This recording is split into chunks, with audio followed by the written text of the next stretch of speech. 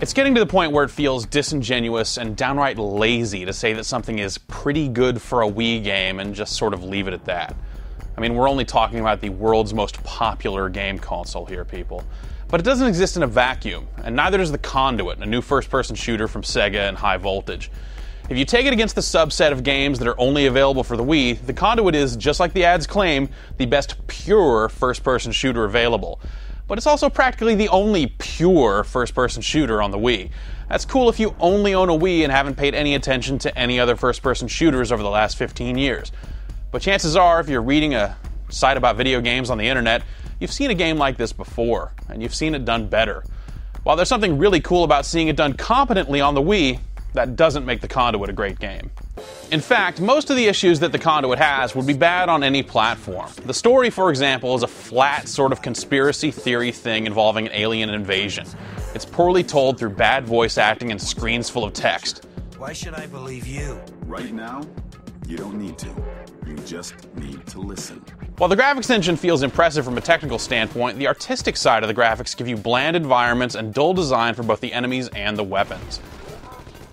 The Conduit feels pretty slow, and I was left with the impression that the game was deliberately kept to a slow pace to compensate for the game's controls.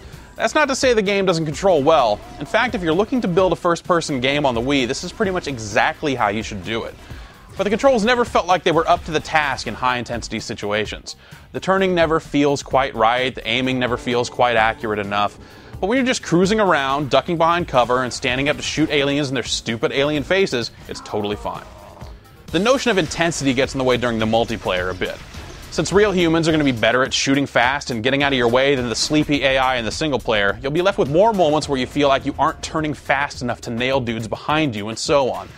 That's sort of an artificial issue since everyone is equally yoked with the same control scheme, but it's still something that I found a little frustrating.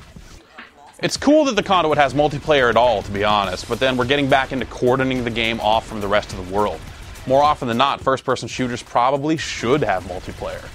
Here you can get into the basic games of deathmatch, team deathmatch, and a capture the flag variant. Also, the game has support for voice chat via the Wii Speak peripheral, but that'll only work if you're playing games with friends, not strangers. High Voltage has managed the technical side of all this stuff very well. The controls work about as well as you could ask for, taking some of the concepts used in Metroid Prime 3 and making them work in a more action-oriented game. The engine's pretty solid, and it has a totally functional, if somewhat Spartan multiplayer offering. But those are all just tools. And in the case of the Conduit, those tools aren't backed up by a great game. So I find a lot of things about the game interesting on a clinical level, but as a game, it's not much fun at all. This is no game.